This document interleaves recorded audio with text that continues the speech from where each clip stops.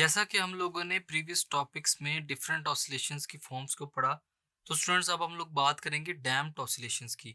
ये एक ऐसी ऑसिलेशन है कि जिसमें बॉडी की ऑसिलेशन या वाइब्रेशन आहिस्ता आहिस्ता क्या होना शुरू हो जाती है, कम होना शुरू हो जाती है। तो आइए देखते हैं कि डैम्प्ड ऑसिलेशंस क्या होती हैं। Oscillations where amplitude become smaller and smaller.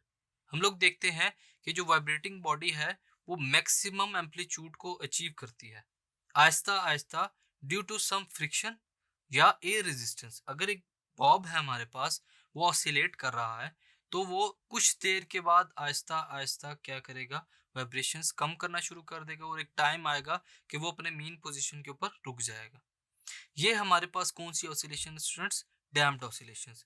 अगर एक पेंडुलम वाइब्रेट कर रहा है और अगर हम लोग उसको किसी फोर्स की मदद से क्या करें, रोकने की कोशिश करें, तो एकदम से उसकी जो ऑसिलेशन है वो कम हो जाएगी या आहिस्ता हो जाएगी।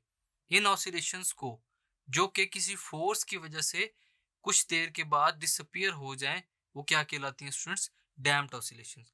Damping is the process whereby energy is dissipated from the oscillating system. इस प्रोसेस में क्या होगा स्टूडेंट्स की एनर्जी डिसिपेट हो जाएगी, डिस्ट्रॉय हो जाएगी। किस वजह से? कि उसके ऊपर एक एक्सटर्नल फोर्स अप्लाई की गई है और उस एक्सटर्नल फोर्स की वजह से ऑसिलेशंस क्या होगी, कुछ देर के बाद disappear.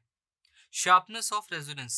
A heavily damped system has a fairly flat resonance curve as in shown in a amplitude frequency graph. अगर आप एम्पलीट्यूड फ्रीक्वेंसी ग्राफ को देखें, उसके अंदर क्या है, एक शार्प कर्व होगा, शार्प एज होगी। किसकी वजह से? रेजोनेंस की वजह से। कि कुछ बॉडीज होती हैं कि अपने मैसेज की वजह से उनके बीच में क्या होता है, रेजोनेंस वेरी करती हैं और फ्रीक्वेंसीज की वजह से वो ज़्यादा वाइब्रेट करेंगी या नहीं करेंगी। ये जो रेजोनेंस है, इसकी मदद से अगर हम लोग ग्राफिकली इसको देखेंगे स्टूडेंट्स, तो ग्राफिकली जो शार्पनेस है वो वेरी करती है। किसी पॉइंट के ऊपर हेविली डैम्प्ड होंगी, किसी के ऊपर स्मॉल डैम्प्ड होगी और कहीं पर मीडियम डैम्पिंग शो करेगा। तो वो जो कर्व है हमारे पास वो क्या कहलाता है स्टूडेंट्स? Sharpness of resonance. तो ये है हमारे पास डैम्प्ड ऑसिलेशंस और शार्पनेस ऑफ रेजोनेंस, जो कि किस पे डिपेंड करता है students? Vibration of a body और फ्रीक्वेंसीज पे।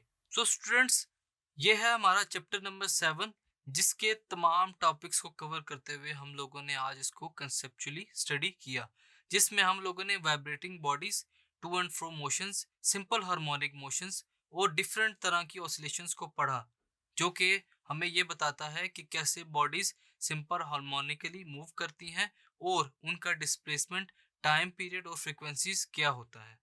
Thank you.